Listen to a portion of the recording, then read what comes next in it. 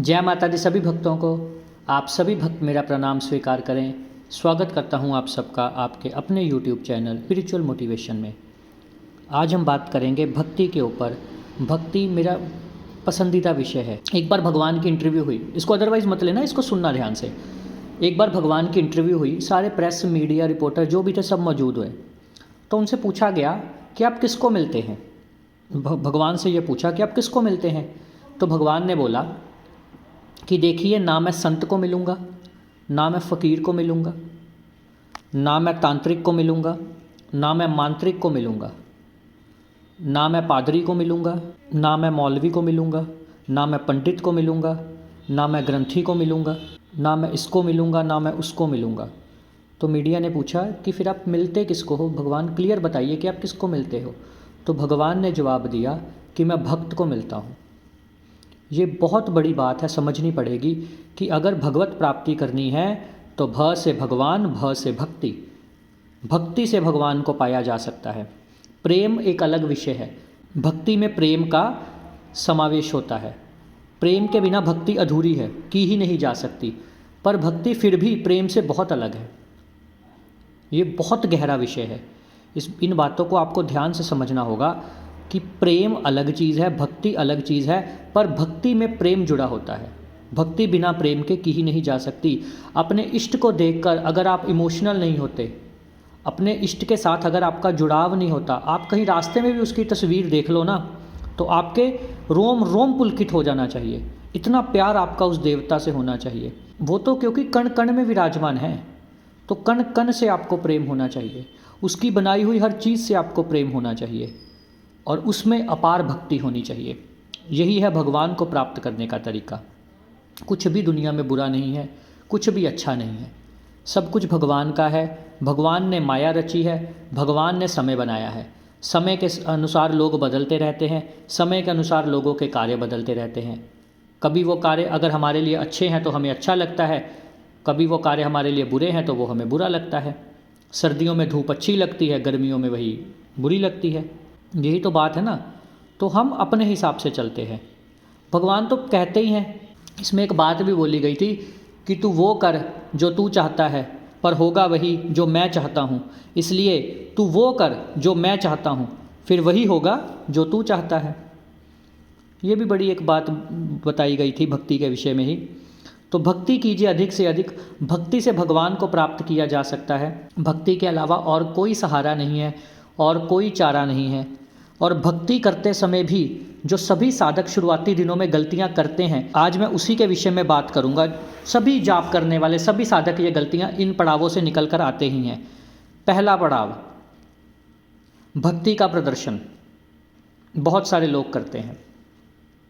सब लोग तकरीबन, अगर मैं अपनी बात भी करूं, हम कभी ना कभी भक्ति का प्रदर्शन कर देते हैं। क्योंकि जब कोई हमारे इष्ट के बारे में बोलता है ना, या ऐसे लोगों में नकारात्मकता बहुत भरी हुई है, तो लोग बोल पड़ते हैं, अरे तू रोज़ मंदिर जाता है, अरे तू भक्ति करने लग गया है या लग गई है। तो फिर हमारे अंदर से आता है कि इसको जवाब दें, ये हमारे बारे में बोल कैसे रहा है। फिर हम उनको भगवान के बारे में बताना शुरू कर देते हैं, अपनी भक्ति का खुद ही प्रचार करना शुरू कर देते हैं। ये ठीक भी है, ऐसी बात नहीं है। चुप नहीं रहना चाहिए। भगवान श्री कृष्ण जी ने भी कहा है कि अन्याय के खिलाफ चुप रहने वाला सबसे बड़ा अन्यायी होता है। तो बोलना भी चाहिए, ऐसी बात नहीं है। पर मूर्खों के साथ बहसने से कोई फ़ायदा नहीं होने वाला, ये बात भी समझनी पड़ेगी। इसलिए भक्ति का प्रदर्शन कभी नहीं करना। आप जैसा भी कर रहे हो, जो भी कर रहे हो, रोज़ मंदिर जा रहे हो, अधिक से अधिक तो ऐसा कीजिए कि छुप कर करें। जब तक इष्ट प्राप्ति ना हो जाए, मेरा ये अनुभव है कि भक्ति छुप कर करनी चाहिए। क्यों साधु लोग जंगलों में चले जाते, क्यों एकांत में तपस्या करते हैं? ताकि लोग उनको परेशान ना करें। लोगों की नज़रें, लोगों की बातें, ये सब चीज़ें बहुत परेशान करती हैं। इसलिए भक्ति अधिक से अधिक इसका बिल्कुल प्रदर्शन ना करें। आप मंदिर जाते हैं, हाँ जी जाता हूँ, अच्छी बात है। आप कितना जाप करते हैं किसी को मत बताइए, क्या जाप करते हैं कुछ मत बताइए। आप चुपचाप बस अपना एकांत मन से अपना जाप करते रहिए। वीडियोस जो यूट्यूब पे आती हैं, मेरे जैसे बहुत सारे भक्त हैं जो ऐसे ज्ञान की वीडियोस बनाते हैं, उनको देखिए और समझिए और उसका अमल कीजिए उस पर। और एकदम शांत चित्त होकर बस अपने भगवान में प्रीति लगाइए, अपने भगवान में। किसी को बताने की क्या ज़रूरत है? आपने कौन सा लोगों की चेकिंग करनी है? जब आप परिपक्व हो जाएंगे लोक सेवा के लिए, फिर तो आप खुद ही नहीं रह पाओगे, फिर भगवान आपको खुद मार्गदर्शन करेंगे।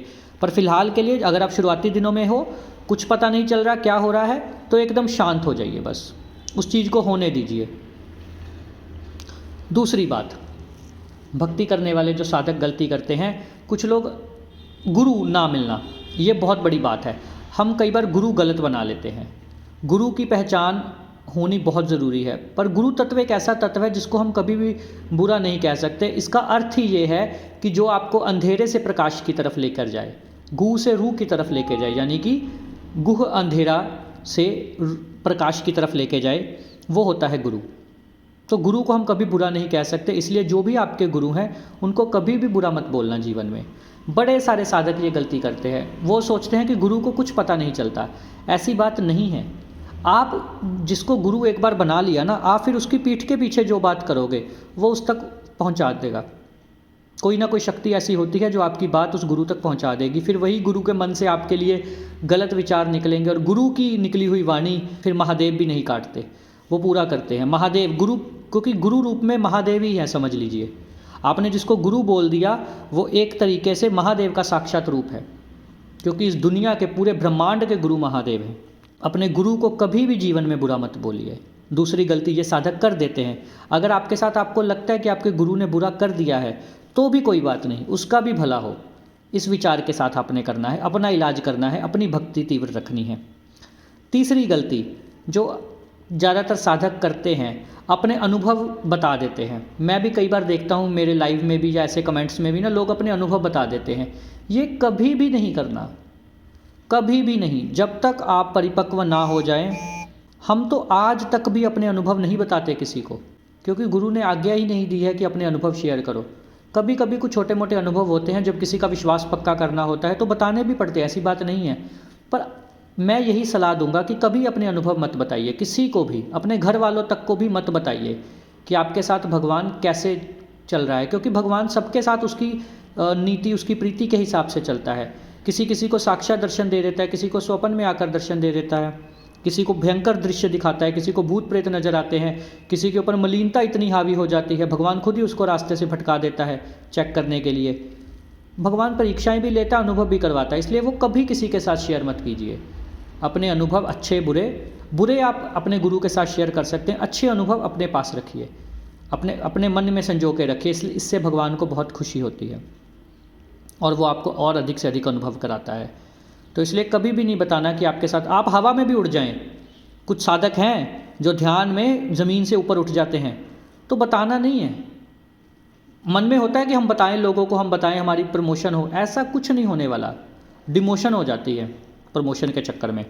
लालच तो कभी करना नहीं ना प्रसिद्धि का। भगवत मार्ग में अगर प्रसिद्धि चाहिए तो उसके नाम का चर्चा करो। हमारा नाम कभी बड़ा नहीं हो सकता। सिर्फ अगर आज मैं अपनी बात करूं, अगर आज हमारे चैनल पर हैं कुछ लोग मुझे सुन रहे हैं, आप अगर लोग मेरे साथ जुड़े हुए हैं, तो ये उस माँ का नाम है, ये महाकाली की महिमा है। सूरज की वैल्यू 0 है आज भी। मैंने कुछ नहीं किया दुनिया में, कुछ भी नहीं।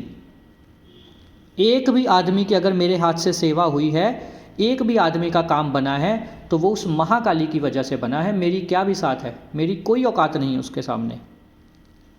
तो यही भाव हमेशा अपने मन में रखना है। हम 0 हैं, 0 से इस दुनिया में आए थे और 0 ही चले जाएंगे। जहाँ पे जो कुछ भी हो रहा है वो उसकी माया है, उसकी महिमा है।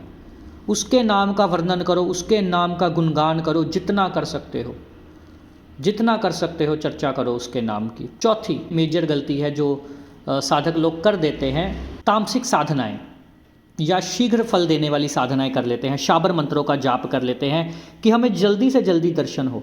भक्ति में तीव्रता नहीं चाहिए, भक्ति में संयम चाहिए। ये बात ध्यान देना।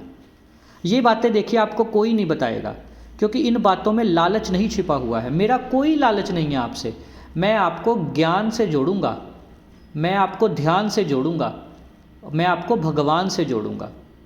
ये मेरा लक्ष्य है जीवन का। मुझे आपसे कुछ नहीं चाहिए। पर अगर ये बातें आप सुन रहे हो और इस पर अमल कर गए, तो आप क्या प्राप्त कर लोगे आप ज़िंदगी में खुद नहीं जानते। बस इन बातों को ध्यान से सुनना और समझना और अमल करना। कभी भी तामसिक सिद्धियाँ, मरघट काली, भैरव, बुलाकी बाबा, क्षेत्रीय देवी देवता, पितृ, इन सब को बांधने की कोशिश कभी मत करना, इन सब को साधने की कोशिश कभी मत करना, अप्सराएं साधना कभी मत करना। ये सब चीज़ें नहीं करना जीवन में। सिर्फ एक महाशक्ति पकड़ना, उसका जाप करना, देवता को भजना, देवता के दर्शन प्राप्त करने हैं। सिद्धियां नहीं चाहिए, दृष्टियां नहीं चाहिए, ये बात याद रखना। सिद्धियों के पीछे भागोगे तो मोक्ष से बहुत दूर चले जाओगे। मोक्ष चाहिए तो सिद्धियों को छोड़ना होगा। तो ये गलती कभी मत करना जीवन में, कभी सिद्धियां मत मांगना। भगवान से हमेशा दर्शन मांगना और गृहस्थी में रहकर ज़्यादातर जाप करना। कोशिश यही करना कि गृहस्थी में रहकर अपने परिवार का पालन पोषण करते हुए, अपने बच्चों का पालन पोषण करते हुए, उनकी सेवा करते हुए, अपने माता पिता की सेवा करते हुए, सबसे बड़ी सिद्धि आपके माता पिता हैं, उनकी सेवा कीजिए। उसी सिद्धि को आप रखिए संभाल कर, वही आपका बेड़ा पार कर देंगे। इसलिए इन सब चीज़ों के पीछे भागो, सिद्धियों शक्तियों के पीछे कभी मत भागना। भगवान से बोलना बस हमें दर्शन दो, हमें अपना स्वरूप दिखाओ, हमें आपके मुख का दर्शन करना है, हमें उस ऊर्जा से परिचय करवाओ। बस ये चीज़ें ध्यान रखना और लोगों की नज़र में बिल्कुल मत आना, नहीं तो लोग इतने बुरे हैं वो आपको बर्बाद कर देंगे। आप मेरे से बेहतर जानते हो। और इस वीडियो के बाद मेरी आप सबसे हाथ जोड़कर विनती है कि कमेंट में ज़रूर बताना अपनी राय। और अगर वीडियो देखे बिना ऐसे ही बिना कमेंट के चले गए तो फिर मुझे अच्छा नहीं लगेगा, ये बात ध्यान देना। जो भी लोग ये वीडियो देख रहे हैं, अगर यहाँ तक पहुँचे हैं, अगर मेरी बातें कुछ आपको समझ में आ रही हैं, तो वीडियो के नीचे अपनी राय ज़रूर बताना। कुछ अच्छा लगा तो वो भी बताना, कुछ बुरा लगा वो भी बताना। तो यही कुछ बातें थी मैंने आपसे शेयर करनी। इसके आगे मुझे आज्ञा नहीं लगी बोलने की, तो बाकी फिर कभी जब माता रानी बोलेंगे तो मैं आपको ज़रूर बताऊंगा इसके आगे की कथा। तो अभी के लिए आपके उज्जवल भविष्य की कामना के साथ, आपकी मनोकामना पूर्ति की इच्छा के साथ, जय माता दी, जय माता दी, जय माता दी।